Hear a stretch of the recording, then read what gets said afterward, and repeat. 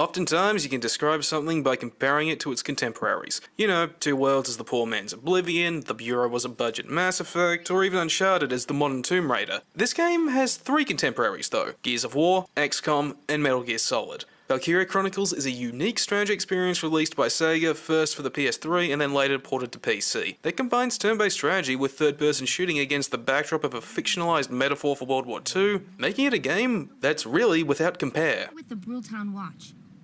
I'm Alicia Melchiot. So, I'm wondering what you've been writing in that little book you've got there. Story-wise, it's set on the continent of Europa, where a second Great War has broken out between the Imperial Alliance to the east and the Allied Federation on the west. Meanwhile, the small nation of Gallia is dragged into the conflict when the Empire invades. One of their first targets, the village of Brule, where a young man, Welkin Gunther, returns and is then suddenly swept up with his childhood friend, sister, and a local militia to defend it, setting him on a path to not only command the 7th Squad of the National Militia, but to also change the tide of the war in Gallia. And see how wild and free they are. But they all have their own territories. Now that that's out of the way, let's talk graphics. Valkyria Chronicles runs on the Canvas engine, which was designed to generate a special form of cel-shaded graphics meant to resemble watercolored sketches. This has held up remarkably well over the years and gives it a unique look that lets it stand out when compared to other cel-shaded graphics. But the character models do suffer from the art style, I won't lie about that. When they're in motion or during gameplay they're fine, but during dialogue sequences they freeze when they're not talking and they just look like they're dead.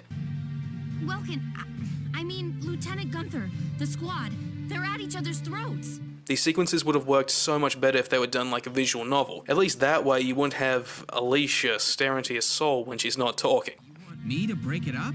The art style also lends itself pretty well to the mission select screen, which has been stylized as a historical account of the war, which is a nice touch, but I wish they changed one thing. See, the book is divided into chapters, each focuses on one battle. The problem is that it goes like this: cutscene, book, next cutscene, book, mission, cutscene, and then the damn book again. It really wrecks the flow with this touch and go focus on the narrative when all you want to do is just get to the next mission, because they're so much fun. Aren't you going to welcome your brother back home?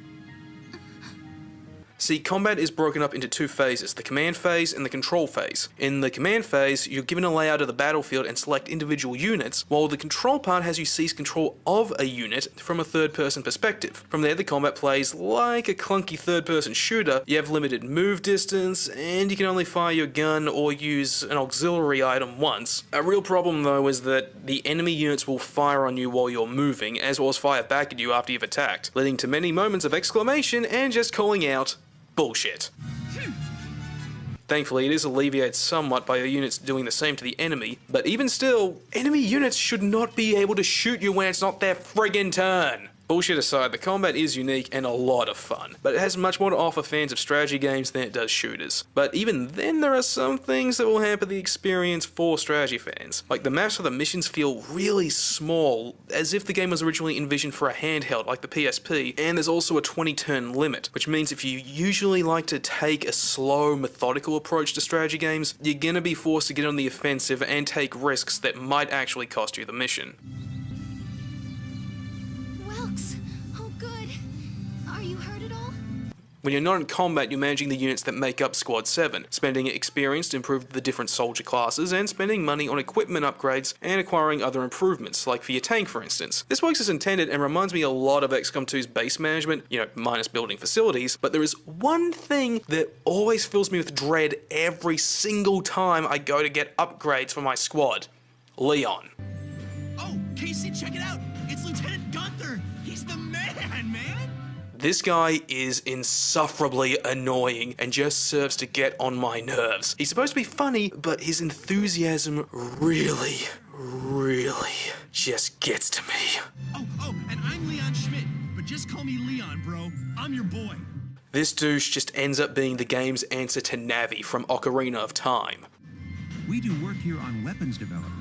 Now, this review is based on the PC port, which not only ran at a constant 60 FPS, but also came bundled with all the DLC released for the PS3 version, adding a hard mode and some extra skirmish challenges. But what's really worth getting into are the side story missions. Enter the Edie detachment and Behind Her Blue Flame.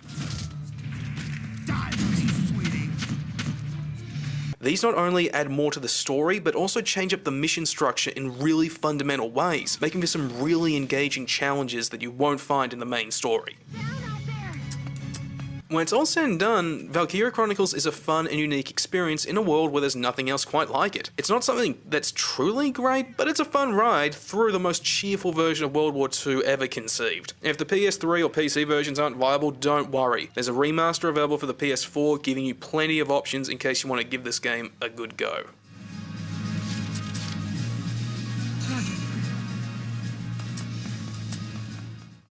Hey, thanks so much for watching this video, really do appreciate it, and that makes you a cool person. Do you know what cool people also do? They like, favorite, and subscribe. So feel free to check out some of my other game reviews, some of my other movie reviews, or maybe some of my first impressions and random stuff. I got more stuff coming out every single week, so keep an eye out for that in the coming days.